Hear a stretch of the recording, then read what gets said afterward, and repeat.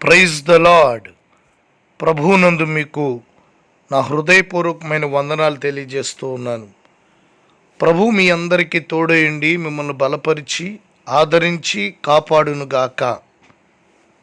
ఈ దినం కొరకు సిద్ధపరచబడిన దేవుని యొక్క వాక్యం లూకాసు వార్త 1వ అధ్యాయం 13వ వచనం. నీ ప్రార్థన వినబడినది. ప్రియమైన దేవుని బిడ్డలారా, ప్రార్థించుట మాత్రమే ఎరిగి ఉన్న మనము, ప్రార్థించుట మాత్రమే తెలిసి ఉన్నటువంటి మనము, అటువైపు ప్రార్థన వినబడుచున్నదా లేదా అన్నది దేవుడు మనకు తెలియజేస్తే తప్ప మనం తెలుసుకోలేము. అయితే దేవుడు తెలియజేస్తున్న మాట, నీ ప్రార్థన వినబడినది. మన జీవితాల్లో ఈ మాటను బట్టి ఎంతో ధైర్యమును, సంతోషమును, సమాధానమును కలిగి ఉండవలసి ఉన్నది.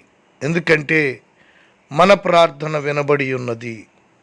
ప్రియ సహోదరుడా, సహోదరి, నీ ప్రార్థన దేవునికి వినబడినది కనుక ఖచ్చితంగా దేవుడు నీ జీవితంలో గొప్ప సహాయమును, ఉపకారమును చేయుటకు నిశ్చయముగా అవకాశం ఉన్నది. కనుక ధైర్యం తెచ్చుకోండి. దేని విషయమై మీరు ప్రార్థించారో ఆ ప్రార్థన వినబడినది. ప్రతి ప్రార్థన దేవుడు విని నెరవేర్చువారై ఉన్నారు. ప్రార్థించుట మానకండి, ప్రార్థనా జీవితాన్ని కోల్పోకండి. ప్రార్థన ఆత్మను కలిగి జీవించండి. మీ ప్రార్థన వినబడినది అనే సంగతి మీరు ఎరిగి ఉంటే అనేక ప్రార్థనలు, అనేక విషయాల కొరకు దేవునితో మీరు చెప్పగలుగుతారు. నిశ్చయంగా మీ ప్రార్థనా జీవితంలో వెనకంజ వేయకుండా అభివృద్ధి చెందుతారు.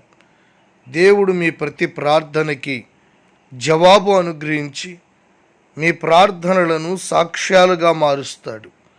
మీ ప్రార్థనలను అద్భుతాలుగా, సూచక్రియలుగా, మహత్కార్యాలుగా, ఆశీర్వాదాలుగా మార్చుతాడు.